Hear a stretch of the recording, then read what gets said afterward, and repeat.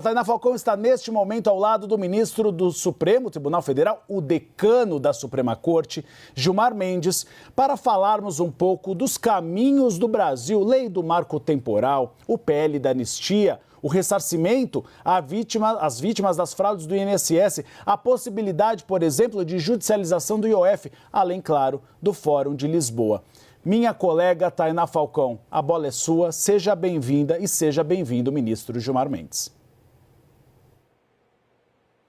Obrigada, meu parceiro. Vamos juntos, então, nessa entrevista exclusiva aqui com o ministro Gilmar Mendes, decano da Suprema Corte. Ministro, vamos começar com um assunto de momento. Ontem a gente assistiu a essa derrota acachapante para o governo no Congresso Nacional, com a derrubada do decreto que aumentaria o IOF. O governo, antes mesmo dessa derrota, já falava em judicializar a questão, ou seja, trazer o assunto para uma definição no Supremo Tribunal Federal.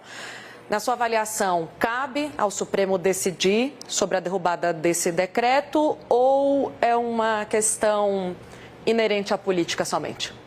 Não, a questão, Tainá, é inerente à política. Nós temos visto já por semanas esse debate, mas é possível, tem até precedentes em caso que o decreto legislativo exorbite limites constitucionais, que isso seja questionado, mas eu não tenho elementos para fazer, obviamente, esse juízo. O ideal é que houvesse uma composição no campo político e que houvesse um encaminhamento, como se estava a prenunciar, com a possibilidade até de uma mini reforma fiscal, com alterações a partir daquele projeto de lei que está, acho que, sob a relatoria do ex-presidente, presidente Arthur Lira. Então, vamos aguardar os encaminhamentos, devem estar ocorrendo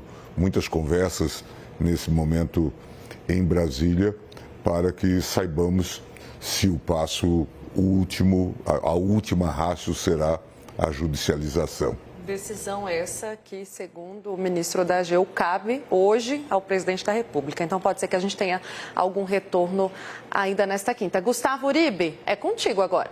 Ministro, o senhor fala de precedentes. O senhor acha ruim que acabe sempre parando no Supremo Tribunal Federal quando o Congresso Nacional ou se omite de uma decisão ou acaba tendo uma decisão que compromete as contas públicas?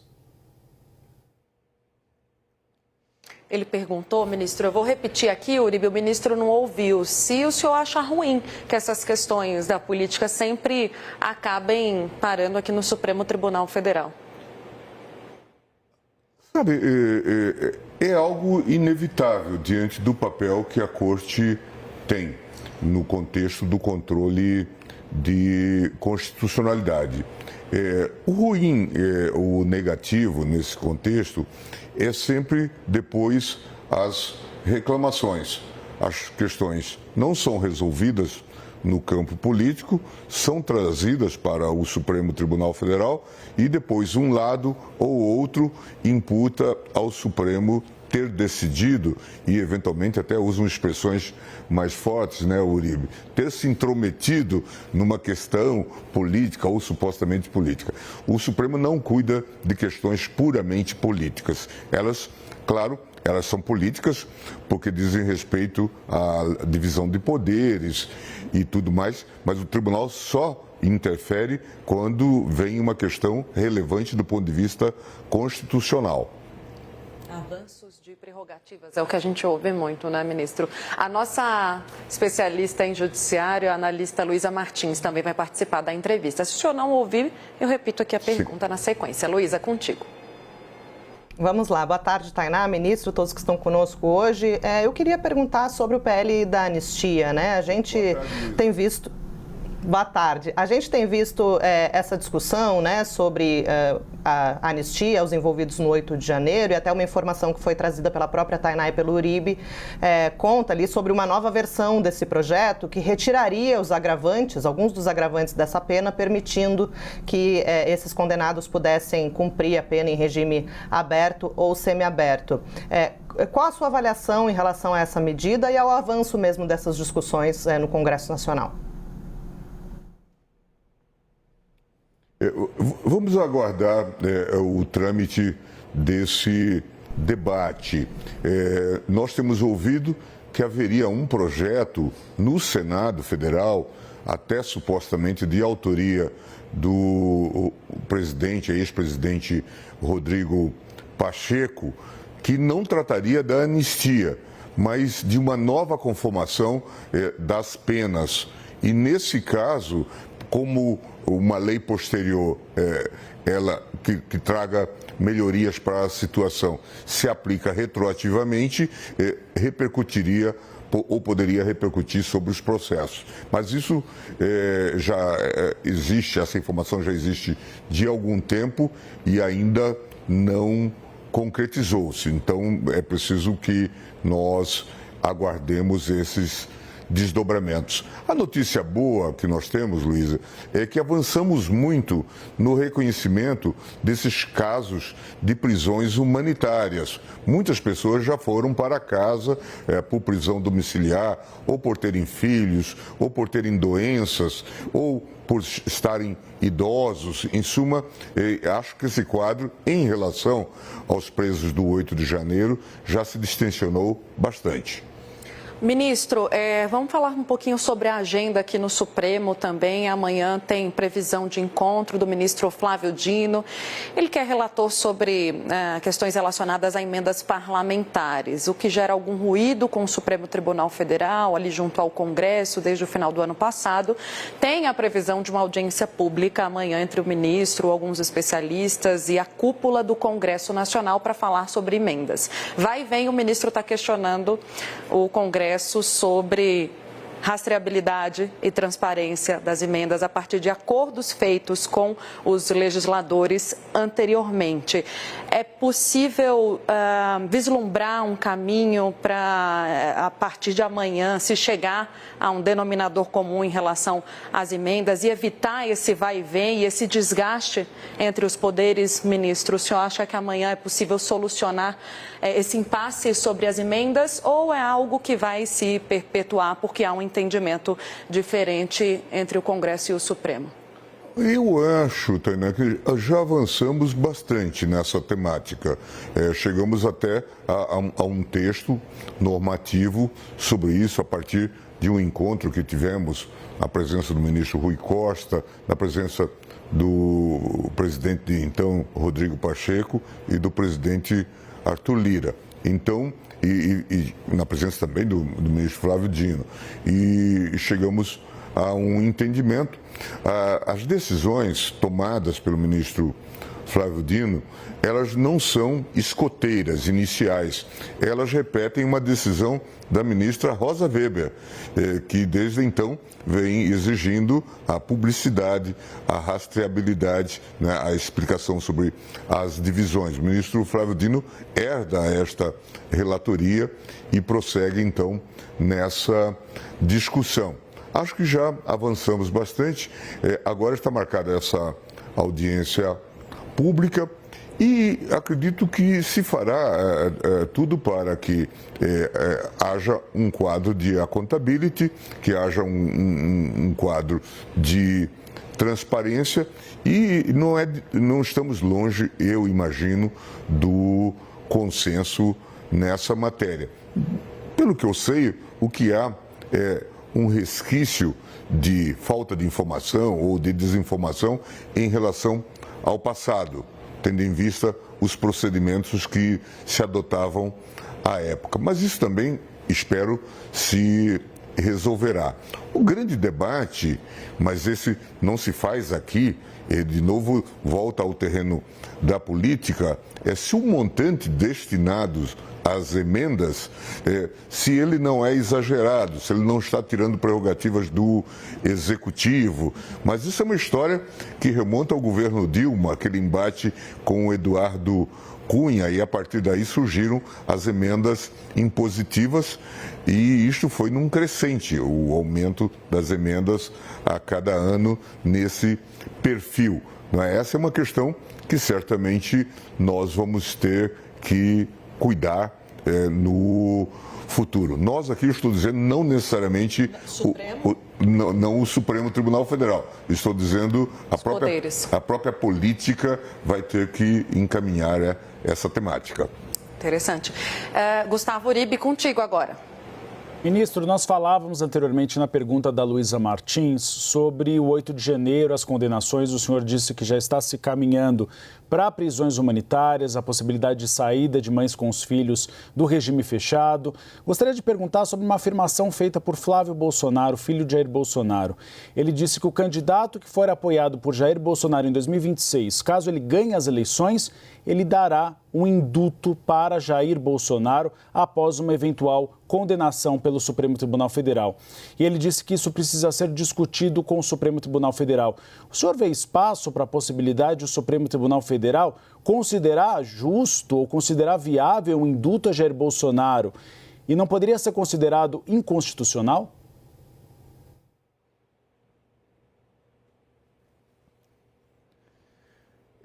Eu vi essa fala do Flávio Bolsonaro e achei um tanto quanto truncada, Uribe.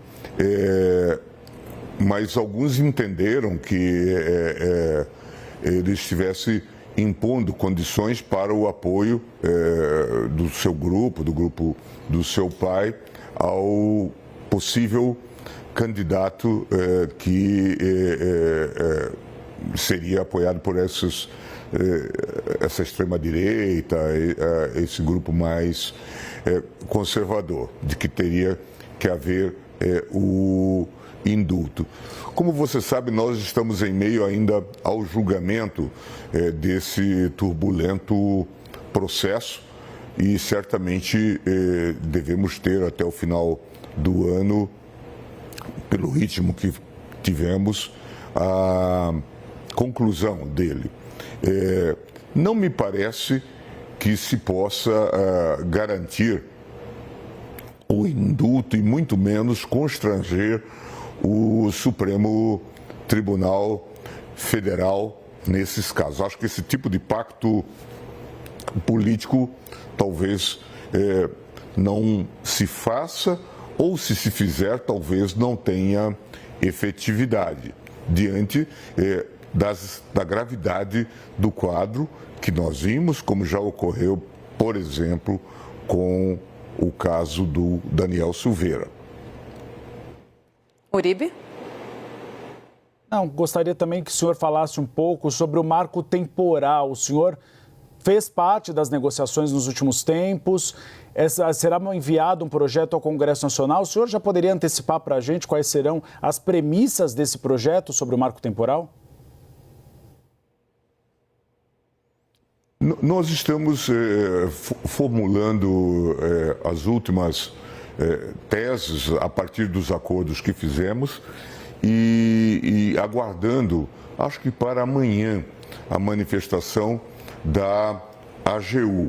Como vocês sabem, o Supremo não apenas disse que a aplicação do marco temporal era inadequada, mas disse também que quem tivesse justo título e boa-fé nessas terras deveria ser indenizado. E aqui nós temos um problema. É o problema que marcou o início da nossa entrevista, que é a falta de recursos para todo esse processo, considerando o número de demarcações que ainda temos por fazer. Avançamos alguma coisa nesse contexto. Com o apoio do presidente Lula, houve uma compra de terras no Mato Grosso do Sul, que distensionou significativamente o quadro confuso que havia lá.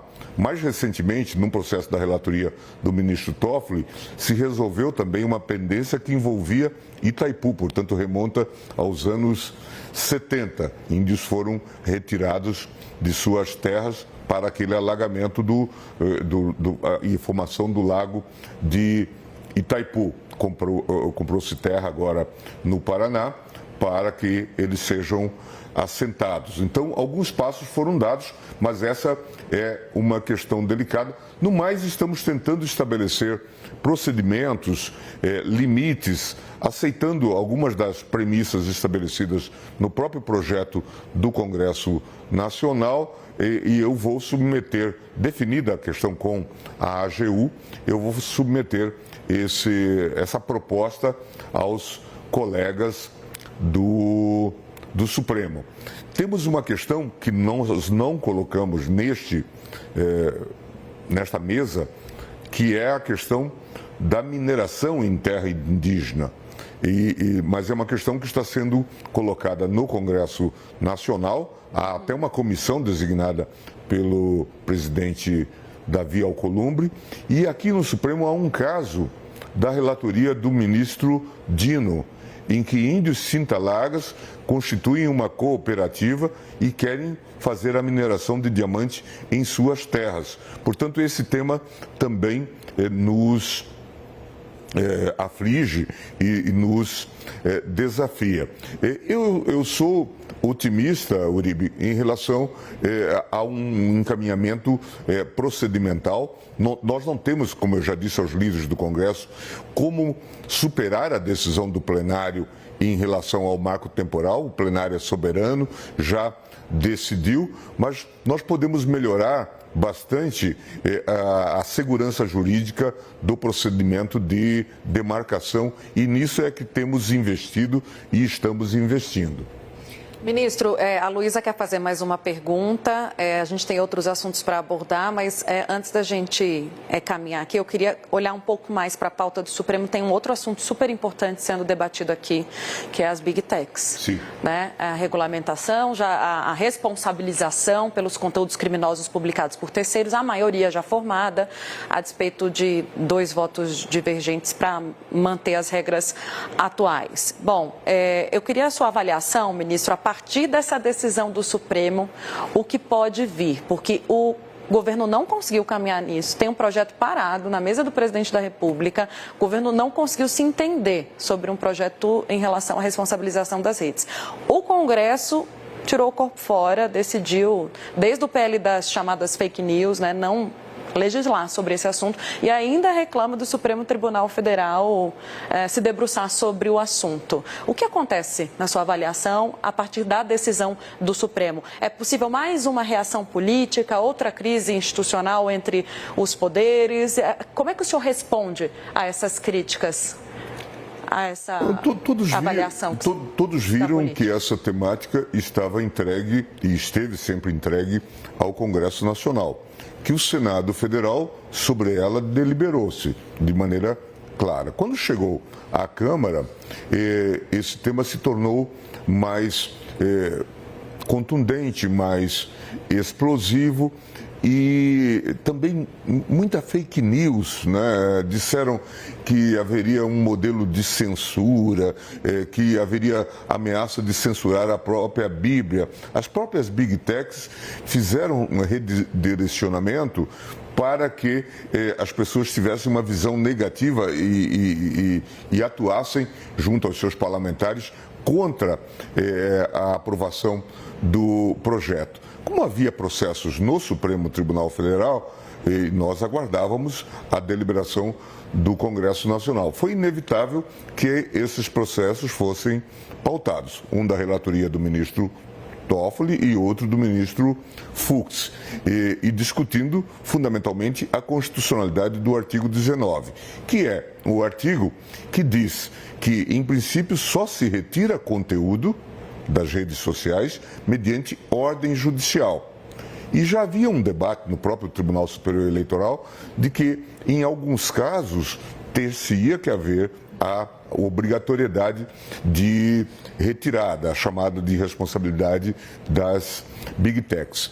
E é um pouco isso que nós estamos tentando desenhar com esses 8 votos. Estamos dizendo, pelo menos, ou que o artigo 19 é inconstitucional, as posições mais, talvez, extremadas, ou pelo menos que ele é parcialmente inconstitucional, dizendo, então, que ele pode ser aplicado, por exemplo, no caso de crimes contra a honra. Mas eu acho que caminhamos bem e temos um consenso que não foge aos paradigmas da legislação hoje existente na Alemanha, existente na União Europeia, existente no próprio Reino Unido. Nosso cuidado todo é não comprometer a liberdade de expressão nas redes sociais. Estamos nos pautando por esses paradigmas e, por isso, eu espero, hoje até temos uma conversa prévia à sessão, para que nós avancemos e tenhamos uma deliberação consensual. É claro que, encerrado esse debate, haverá certamente uma discussão sobre o órgão supervisor, o órgão regulador, porque o ideal é que tivéssemos tudo isso dentro de um arcabouço legislativo. Mas como não tivemos, certamente vamos ter que nos pronunciar. Não sei se teremos só um órgão regulador ou mais de um, certamente vamos ter que também nos pronunciar sobre este assunto. Mas nenhuma tensão em relação ao Congresso Nacional. No momento que o Congresso Nacional deliberar, estará fazendo bem a sua função e portanto, é preciso deixar isso bastante esclarecido. Nós temos hoje uma legislação muito vasta que já criminaliza determinadas situações, já considera determinadas práticas como crimes e que são crimes também quando elas são desenvolvidas em sede de internet, de plataformas de mídia social. O que se quer é que eles tenham aquilo que se diz na legislação geral, um dever de cuidado. Acompanhem e, mediante uma notificação, a simples ciência, retirem esse conteúdo do ar. Perfeito. Luísa. Ministro, uma outra discussão bastante atual que está no Supremo, chegou ao Supremo, na verdade, recentemente, é a questão sobre o ressarcimento às vítimas, os aposentados prejudicados pelas fraudes do INSS. E tem essa discussão sobre em que medida o Supremo pode ou não dar aval para a abertura de crédito extraordinário para que o governo possa se antecipar e fazer esse reembolso num tempo mais breve.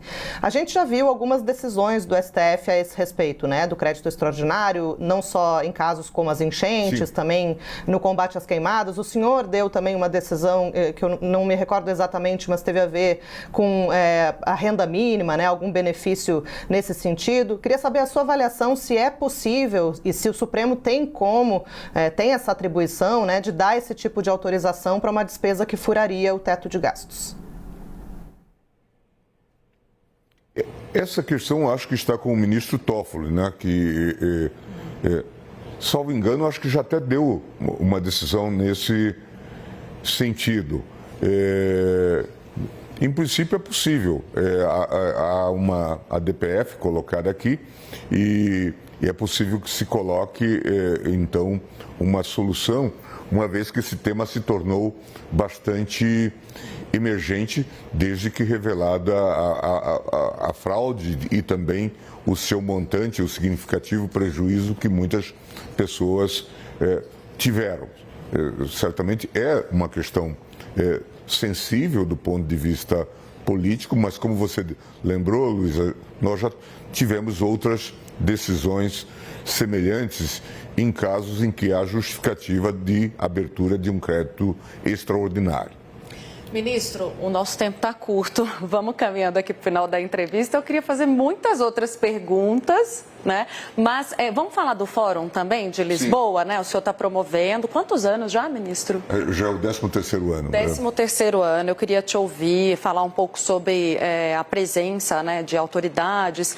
Basicamente, para quem não está por dentro, né, o ministro promove esse fórum aí há mais de 10 anos, recebendo autoridades, né, empresários, para discutir país, né? Esse ano, qual é a temática, ministro? A temática é a temática da sustentabilidade, do desenvolvimento sustentável, vis-à-vis aos desafios tecnológicos que temos, né? E então teremos certamente a discussão inteligência artificial, a inteligência artificial, redes sociais e sua regulação, a questão da sustentabilidade climática, a chamada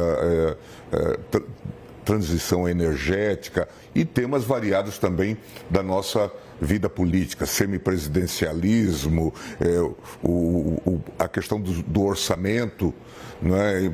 Portanto, vamos tratar de vários temas e também do momento atual do mundo.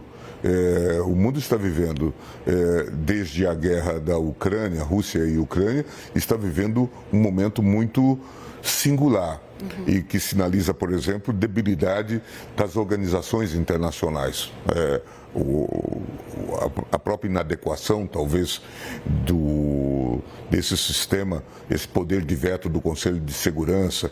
Aí eclodiu a guerra Hamas, Israel, e agora esse desdobramento Israel-Irã. Então vamos discutir também essa chamada nova ordem mundial, a questão americana, a questão das sobretarifas.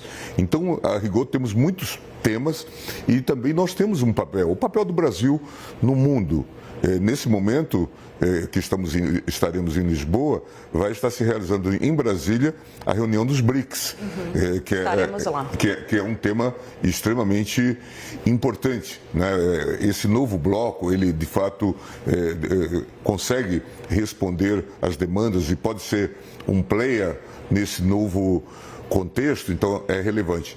Também a questão Mercosul-União Europeia, que muitos davam esse acordo como perdido, né? Agora, diante desse novo contexto internacional e da própria necessidade da Europa de ter novos parceiros, este assunto voltou à mesa e muitos já prognosticam que para o final do ano nós teremos a assinatura definitiva e a aprovação do acordo. Tudo isso estará em panorama nesse chamado Fórum de Lisboa. Indubitavelmente é um fórum que promove, né, traz contribuições para o debate público, ministro, mas eu não posso deixar de fazer uma provocação. Por que Lisboa e não trazer o debate aqui para o Brasil? Nós fazemos debate todo ano no Brasil sobre os mais diversos temas. A pergunta que nós nos fizemos lá atrás, há 13 anos, foi por que não fazer fora do Brasil? E a ideia de fazíamos um grande congresso de direito constitucional e então decidimos que poderíamos fazer, talvez em Lisboa, por razões mais ou menos conhecidas, inclusive da facilidade de deslocamento para lá, um fórum que unisse inicialmente portugueses e brasileiros num fórum internacional. Inicialmente era um fórum jurídico, mas recentemente nós retiramos a ideia de um fórum jurídico porque a temática, como se vê, é bastante ampla, bastante larga. Estamos discutindo administração pública, direito internacional, e estamos discutindo também as condições da ordem constitucional, da ordem jurídica mundial, em suma, temas os mais diversos, a economia mundial. E aí começamos a fazer e isso despertou um imenso interesse. E é curioso, o Fórum de Lisboa, ele propicia aos palestrantes que para lá vão, depois também fazer um tipo de imersão em temáticas correlatas. A gente encontra, por exemplo, governadores que são palestrantes, depois participando de debates nas chamadas mesas paralelas. Então, por isso, parece vantajoso, até do ponto de vista metodológico, até mesmo acadêmico, que se faça fora de Brasília e fora do Brasil, porque as pessoas vão para esses 3 dias quase que num processo de imersão, de envolvimento com as questões que estão sendo discutidas. Eu vi, por exemplo, num desses fóruns, o governador Caiado, que não era debatedor naquela situação, suscitando debates e corrigindo um expositor. Portanto, ele estava na condição de assistente, né, assistindo e acompanhando uma questão sobre meio ambiente, salvo engano. São episódios que normalmente a gente não vivencia aqui, né, tendo em vista que os palestrantes dão as suas palestras e se retiram. Perfeito. Ministro, a última pergunta com Gustavo Uribe, então, Uribe, para a gente poder encerrar. Rapidamente sobre o Fórum de Lisboa, ministro. O presidente do Chega, André Ventura, deu uma declaração na imprensa portuguesa dizendo que pretende investigar o Fórum de Lisboa. O senhor pretende conversar com ele, esclarecer que não há necessidade disso? Eu acho que os nossos partners portugueses podem dar esse esclarecimento. Tudo indica, considerando o contexto da política portuguesa, que o André Ventura está a responder a impulsos dos nossos políticos brasileiros, né? Tanto é que, tão logo ele fez essa declaração, havia logo um Twitter do Eduardo Bolsonaro. Me parece que é uma mistura que também se faz na política portuguesa.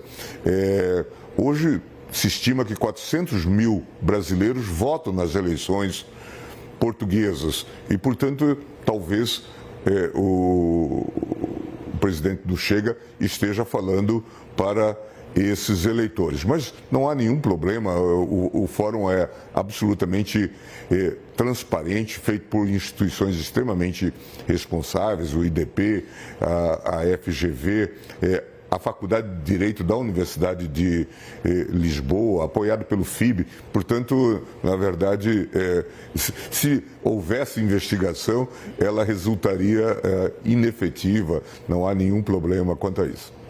Ministro, muito obrigada. Eu preciso liberar, quero até pedir desculpas, porque atrasei aqui a conversa, acabou atrasando o almoço do ministro, mas foi ótimo que a gente conseguiu perpassar por vários assuntos que são muito caros, né, à nossa população, a quem assiste também ao Bastidores. Em nome do nosso jornal, te agradeço a entrevista. Eu que agradeço, Tânia.